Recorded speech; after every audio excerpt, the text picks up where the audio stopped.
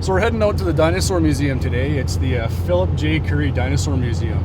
We're going to meet up with the CEO and president of the museum, George Jacob. I want to find out how exactly Alberta came about, how the oil and gas plays influence our current geography. We have coal running through the backbone of Alberta.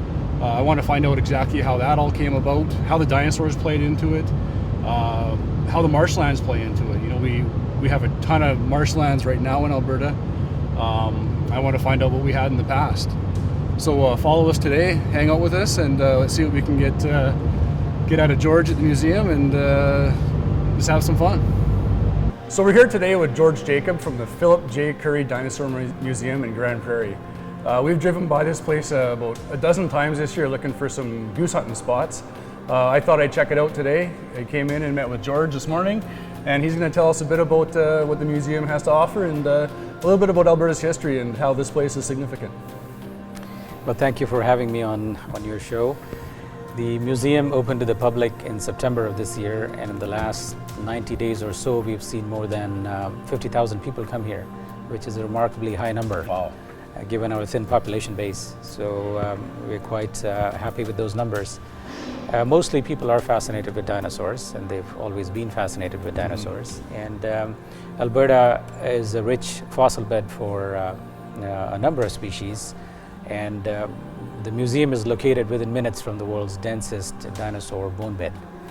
So the exhibit that you see in front of you is a recreation of that density of bones that is found here. Okay. Mostly from the 73 million year past. So Pipestone Creek at some point witnessed mass flooding that created drowning of a large number of dinosaurs in one spot, and this graveyard has resulted in a bone bed density of 20 to 20 bones a square meter. Yeah. Wow. Was there a significant find on that bone bed? I understand there was a local gentleman that was involved in that? Right. There was a school teacher who found a particular species of horned dinosaur called the Apache Rhinoceros.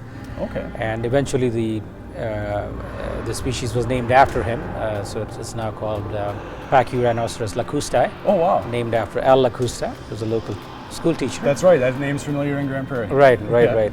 And the way the museum is laid out is that we are standing on the mezzanine level, and you look down on the floor below, and it's almost like entering into a dig site.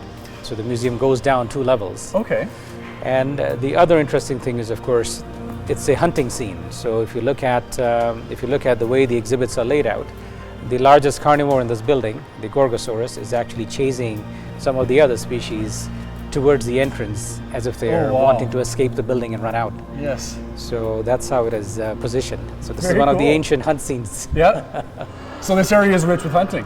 It is. Obviously. Indeed. Yeah, indeed. So there were some predators, there were some herbivores, and of course the cycle of life created that sort of dynamic with the ecosystem. Okay. And given the fact that most of Alberta was under the oceans, many million years ago. It's hard to believe. It is indeed, yeah. And it is also hard to believe that parts of Alberta was near to the equator. So in the Pangea, the continental drift, this portion of Alberta was actually closer to the equator. So that would change our temperature if it was like that today. Well, possibly. Possibly, yes, indeed. So the story actually moves from paleo to petroleum, and that forms our tagline.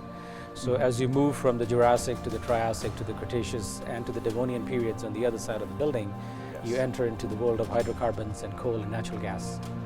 And so that is the sort of concluding part of that story where we talk about oil and natural gas and why Alberta is so rich in fossil fuels. Is that's because the oil and gas is directly related to the decomposition and... Right.